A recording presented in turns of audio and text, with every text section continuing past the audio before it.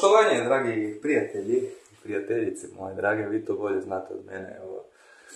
Ali da postavim primjer dečkima isto, pogotovo ovima koji žive sami i to, vidite ovo, KH7. Evo, ne volim inače reklamirat ove proizvode i to, ali to vam je rješenje kad imate problema sa masti, znači ovo kaj od prženja, pomfrija, pohanja i to, kaj vam zašprica zidove, ili od roštilja, na primjer. To sve možete jednostavno riješiti sa čudotvornim sredstvom KH7.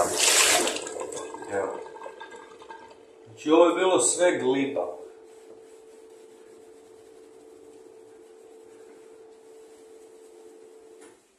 Od mene je ovo sve dočekalo lijepo, čisto, uredno.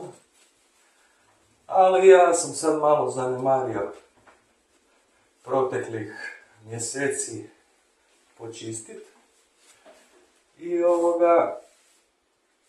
ali zašto se nisam brinuo? Pa zato što imam KH7. I to je ta tajna formula odmašćivanja. Malo je zeznuto, ali evo sad sam vidio, nisam dugo to radio, pa našpricate s ovim, poprskate širokim mlazom te površine i onda možete čak pustiti 5 do 10 minuta, zapalite cigaretu, malo odmorite i to. I onda taman se ta mast otopi, znači dobro je to malo pustiti. I onda kad se mast otopi, ovako lagano, samo s vlažnom spužvicom,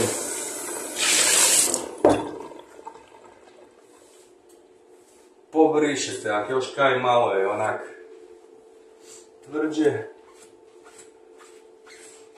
to ovak malo pročeškate i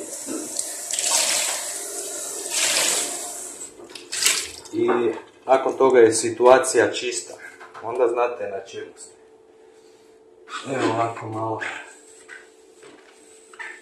Jedino kaj taj KH7, to se toliko pjeni, treba više puta isprati. I kaj sam naučio jučer.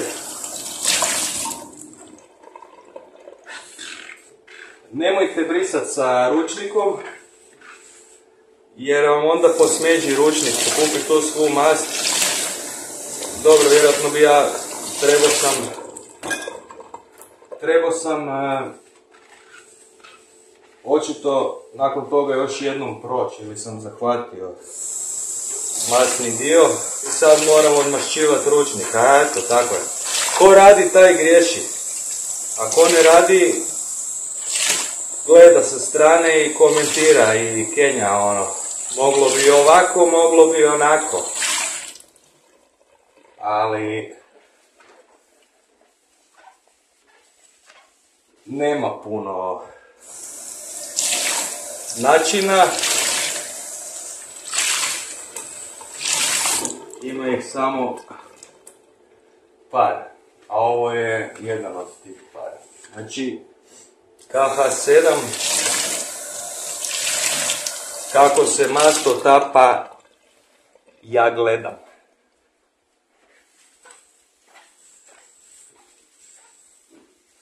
Evo, to se pjeni se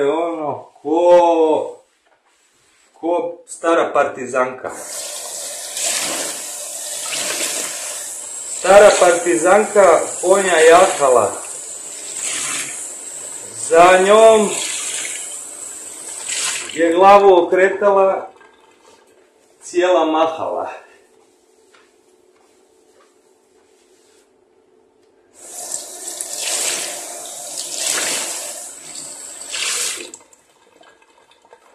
Joj, kako je to sad lijepo. Pa napokon vidim boju pločice.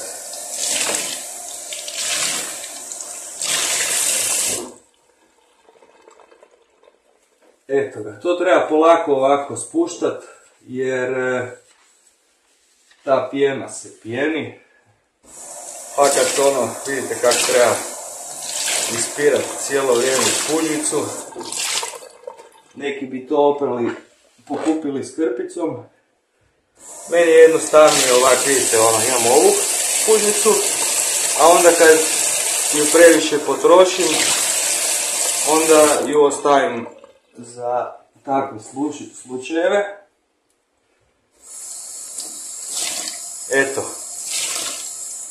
Samo da sad znate čemu služe žene. Nisu žene za bacit, žene imaju svoja znanja i iskustva i kad najbolje žene imaju intuiciju, to si malo pogledajte Davora Pavunu, drugog najboljeg fizičara u svijetu, pa kad vam on lijepo ispriča koje je značenje žene, onda ćete malo manje laprdat po mrežama i bahatit se. Ako iko zna kak se čisti, to je žena. Ili procijenit ili neko dobar ili loš. Znači to jedino žena zna. Mi muškarci možemo samo procijenit teren i reagirat po tome što znamo, ali kad je neka diplomacija i to, onda moramo imati neku ženu sa sobom. Jer bi nas inače osjećaj prevario, jer naši neprijatelji, a dobro, nisu nam to neprijatelji, ali su nam neistomišljenici koji rade za svoje korporacije i oni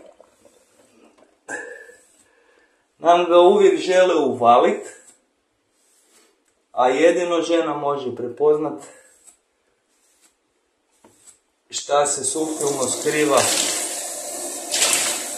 u pozadini, u unutrašnjosti uma. Odnosno, ne može doslovno ona sad prepoznat šta je nekome u glavi, ali može osjetiti je li nešto dobro ili nije, pa nas upozoriti onda na to. Eto, toliko od mene za danas. Daj se ugasi. Pozdrav, dragi prijatelji.